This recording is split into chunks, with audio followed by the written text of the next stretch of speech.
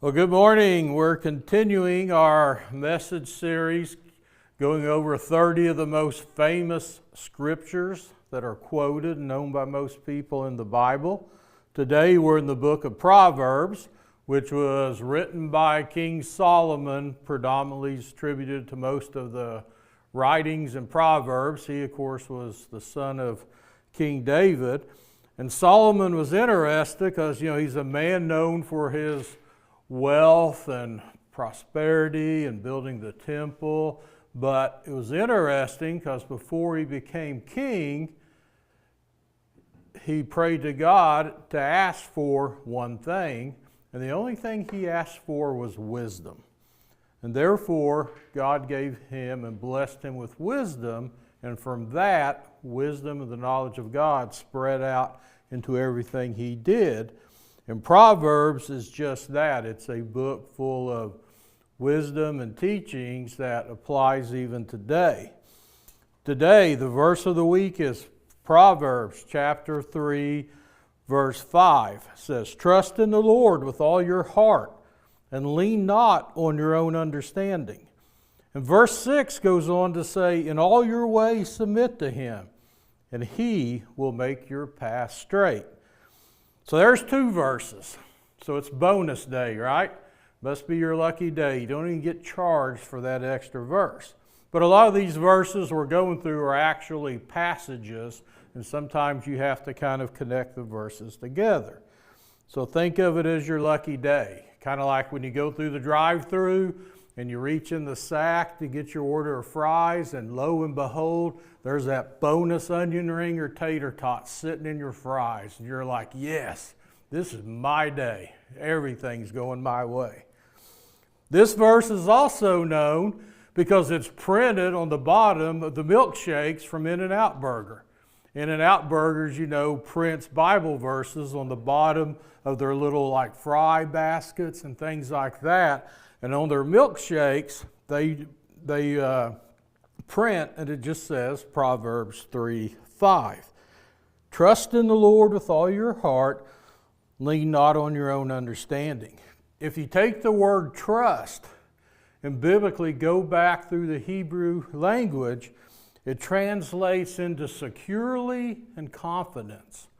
So you can securely be confident that when you trust in the Lord with all your heart, submit to him, he'll make your path straight. Now, why is this verse famous? See, these two verses are some of the most quoted in the Bible because they speak to anyone who might be facing uncertainty in your life today. And they offer clear direction how to live with faith, especially when life feels confusing.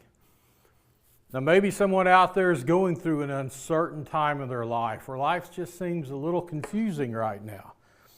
Maybe your job or your business is just not going well, and just starting the new year, you're kind of just slugging along, trying to get going. We know even here in the state of Oklahoma this past week, we've heard announcements of Devon Energy and Expand, formerly Chesapeake, two of the largest, most well-known corporate businesses in the state, are moving to Houston. And for that city and for that tower and that office space, those are families and those are people whose lives are vested and rooted there. And now their jobs are a little uncertain. Maybe you're going through a health issue. Maybe it's a mental health issue. Maybe you've got a lot of anxiety and a lot of stress, and you're just worried about things, even if you know everything's okay. Just mentally, your mental health is just kind of on edge. You're just feeling a little nervous and shaky. Or your physical health, you've had some blood work or medical tests, and maybe it pointed as something was off a little, and you're going through further testing, and you're going down this path, and life's just a little uncertain. Maybe it's in your child. Your child's having some behavioral issues, or you've got an older child that's struggling with some form of addiction or just off the path right now. And as a parent, you just want to really lean into this verse, to really trust in the Lord with all your heart. Don't lean on your own understanding. Submit to him, and he will make your path straight. If you look at the book of Proverbs, It's a collection of wisdom sayings meant to guide people towards a life that honors God.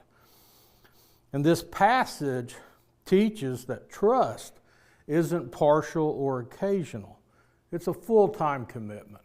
It's not something you do on occasion. Let's be honest. We all, at times, when life's going well, we just kind of bump along and everything's going good, and we kind of find ourselves not as fully connected. But when life hits you in the face, and all of a sudden you've got turmoil or a storm or chaos, where do we go to? We run right back to God. We really lean into Him. And trusting God with all your heart means you're relying on Him completely. The heart, as references the Bible, is it's not just an organ, but it's your inner soul, it's your well-being, it's who you are as a person. And so when you trust God with all your heart, you're giving up everything in your life, even when the circumstances don't make sense, even when the storm rages, even when the world's in total chaos. Your trust is rooted in His Word. And there's a warning in this passage. The warning says, lean not on your own understanding.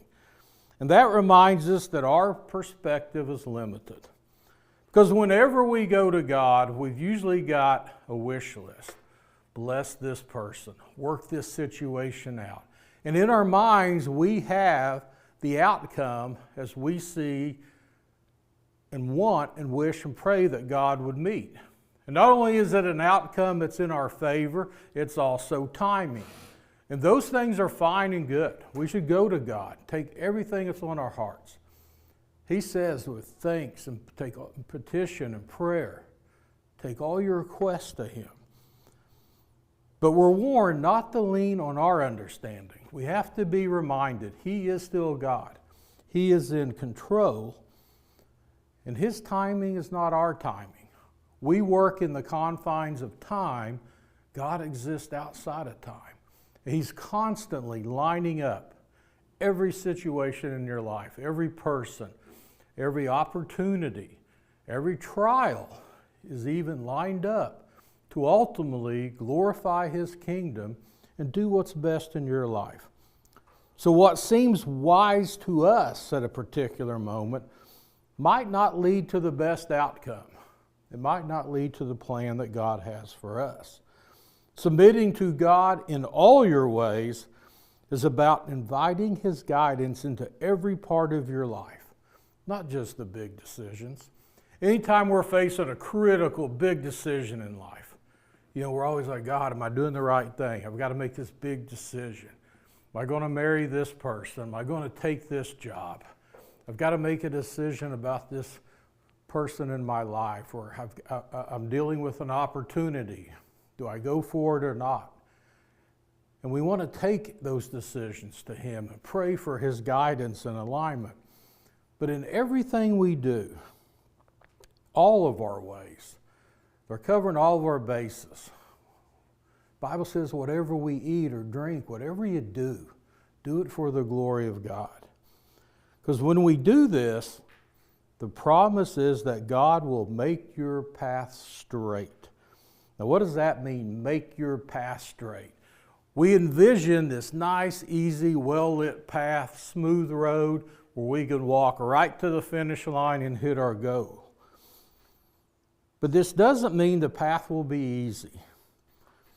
But it does show us He'll lead us in the right direction. And He will help remove us and give us the strength to overcome whatever obstacle may be in our way. Because sometimes we pray for obstacles to be removed when we ought to be praying for strength to overcome the obstacle. And God will always be with us, whether He's walking you through the fire, walking you around it, and in some situations He will remove the obstacle. But more often than not, He's going to strengthen us and to help us through it. And our peace and understanding can always come from whatever we're facing. He's holding our hands. Now, right now, the Winter Olympics are going on, right? We all rally around the U.S. flag, and here's these Winter Olympics, and We don't know the first thing about skiing or figure skating or bobsledding, but by golly, we're cheering on the USA, right? We can unite. In this verse, Proverbs 3:5, let's share a Winter Olympic story. It's very relative to a young lady named Vanetta Flowers. Now, in 2000, you say, well, who's Vanetta Flowers? Well, in 2002 Winter Olympics in Salt Lake City, Utah, Vanetta Flowers became the first African American to ever win a gold medal at a Winter Olympics.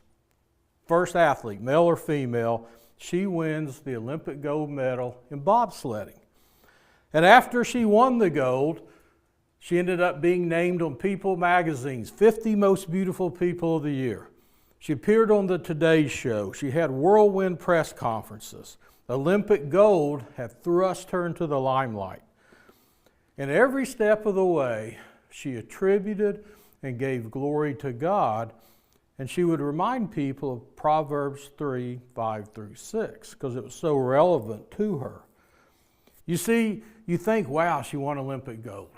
What an amazing achievement. And she trusted in God with all her heart. And she said even when times she didn't understand what was going on, she tried to just lean into Him and commit everything she did to Him. And she believed that He led her and made that path straight. But that path was not easy. It was a bumpy journey. You see, she grew up in Alabama, so she didn't see a lot of snow, and bobsledding probably wasn't high on the list, but she was an outstanding track athlete.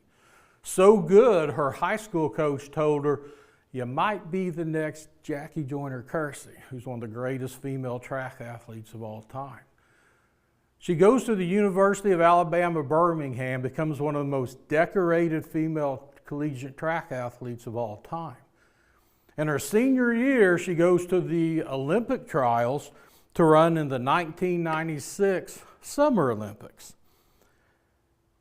And as she was running and training, she suffers an ankle injury.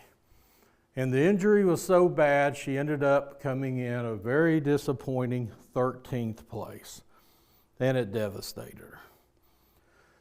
And she went back home and she rehabbed and started going to church with a friend, and she gave her life to Christ. And at her newfound church, she met the man that would become her husband. And lo and behold, he was also a track athlete and an Olympic trainer and happened to be the son of the preacher. So she thought she's hit the jackpot, and she probably did. Well, she starts training again for the 2000 Summer Olympics. And in that training process, she re-injures her ankle and can't go to trials. And she's devastated. And she's sitting around home, and her husband says, hey, I'm in the training world of the Olympics now. They're wanting and needing a brake person for the bobsled team for the 2002 Olympics. She doesn't know what bobsledding is.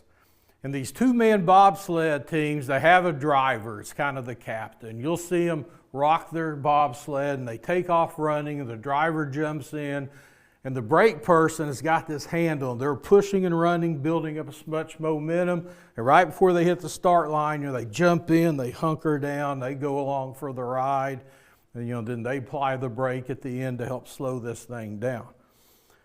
So she looks into it and starts training for it, and picks it up very quickly. And she gets put on the team, and they become the third-ranked seed for the Olympics. So the top three teams in trials, top three qualifiers go. So here she is. She's now on the number 3 bobsled team. She's going to the Winter Olympics. And right before they leave, the captain, the driver, calls her and says, you're out. I've got another person I want to run with me. And she's devastated again. Her Olympic dreams are dashed. And she goes home and sits on the couch for a week, and her husband says, nope, got to keep training. You can't sit around. God's got a plan for you. He didn't bring you this far to have you get dumped at the last moment. And the phone rang, And the number 2 bobsled driver calls and says, my brakeman's out. Would you like to join my team? And she says, yes. So she ends up at the Olympics, and now she's on the number 2 team.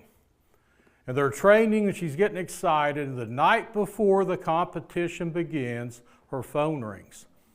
And it's the number 1 driver. Hey, my brake person's not feeling well. Are you interested in running on the number 1 team? And she says no, because she remembered what it felt like to be dumped. And she felt like God has brought me through so much to get me here. And this is my final test. Am I willing to bail on the teammate that brought me here and trust and believed in me? Am I going to bail at the last minute to go for what is perceived as a better opportunity? And she respectfully declined. And her newfound teammate went out and pulled the upset and won the gold medal in Salt Lake City in 2002. And through that whole process and all the interviews, she would quote Proverbs 3:5-6. I had to trust in the Lord with all my heart and lean not on my understanding. In all my ways I had to submit to him, and he'll make your path straight. She knew if she kept trusting in God, he had a plan for her. She knew if she'd quit trying to figure it out on her own, as much as she knew she had talent and ability, and she trained hard, and she ate well, and she stayed healthy, she had a good coach and trainers, she knew it wasn't enough. She needed God to take her. So in everything she did, she stayed in constant prayer and sought wisdom. And as tough as the challenges were, the injuries and the setbacks, and even the temptation at the very end to make one final jump, she stayed the course. And God made her path straight. And through her Olympic gold medal, she was able to go on and share the gospel throughout that entire Winter Olympics and on her victory tour and press coverages all the way back home. So what could that verse mean for you personally? So we wrap up here today. Remember, you don't have to figure out everything on your own. When you give God your full trust and follow his lead, he will guide you toward what is best for you. So trust in the Lord with all your heart. And to do that requires faith. And faith has been called the celebration of victory, regardless of your current circumstances. You see, faith allows God to straighten your path. And we know the Bible tells us without faith, it is impossible to please God. So let your faith fuel that trust in him today. And let it shine through you as you proclaim Proverbs 3:5-6 over your life today. Trust in the Lord with all your heart. Lean not on your own understanding. In all your ways submit to him, and he will make your path straight. Have a blessed week, and we hope you join us again next Wednesday.